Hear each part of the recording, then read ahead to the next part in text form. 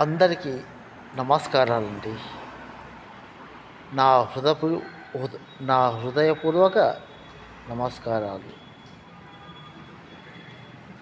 చాలామందికి కీళ్ళ నొప్పులు, మెడ నొప్పులు, అరికాళ్ళ నొప్పులుతో చాలామంది బాధపడుతున్నారు. వాళ్ళకు ఒక సరైన మందు నేను చెప్తానండి. నేను మా అమ్మకు వాడాను. నేను కూడా వాడాను. చాలా పని చేసింది. చాలా అంటే చాలా పని చేసింది. ఆ మొక్క పేరు పారిజాతం. పారిజాతం అనే మొలక చెట్టు. ఆ చెట్టు నుండి 3 ఆకులు తెంపి పొద్దున టీకి బదులు ఉదయం 6 గంటల సమయంలో చాయ్కి బదులు, పాలు తాగే బదులు, కాఫీ తాగే బదులు ఈ ఆకుల్ని ఒక 2 గ్లాసులు నీళ్ళు చిన్న పాత్రలో పోసి మరిగించి, ఆ పాత్రలో ఈ ఆకులని 3 ఆకులని కడిగి, పారిజాతం ఆకులని కడిగి అందులో వేసి మరిగించి మన ఆకుపచ్చ రంగులో రాగానే ఒక గ్లాసులో పోసుకొని కొద్దిగా గోరువెచ్చగా కాగానే ఉదయం పడికడుపున తాగాలి. తాగిన తర్వాత చేదు వస్తుందండి. ఏం తినద్దు. ఎంత చేదు ఉంటుందో అంత ఆరోగ్యం. కానీ 7 రోజులు ఖచ్చితంగా తాగాలండి. పారిజాతం చెట్టు పేరు పారిజాతం. 3 ఆకులండి.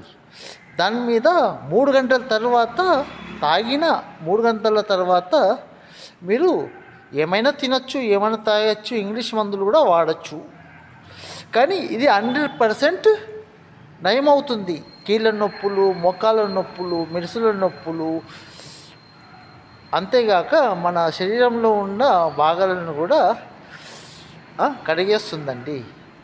గోరువెచ్చ ఉన్నప్పుడే తాగాలండి. చక్కెర మాత్రం వేసుకోవద్దు, బెల్లం వేసుకోవద్దు, కడి చక్కెర వేసుకోవద్దు, తేనె వేసుకోవద్దు. అన్నీ కల్తీ అండి. దయచేసి తాగండి. 7 రోజులు తాగండి.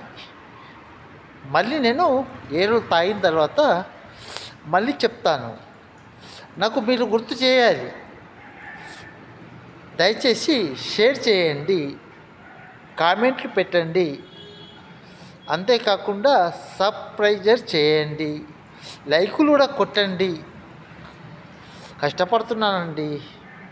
కనీసం నేను హార్ట్ పేషెంట్ అండి. అయినా నేను తాగాను, హెల్తీగా ఉన్నాను. 8 సంవత్సరాలు నేను చావుతో పోరాటం చేశాను. చావు నాతో పోరాటం చేస్తే నేను చావుతో పోరాటం చేశాను.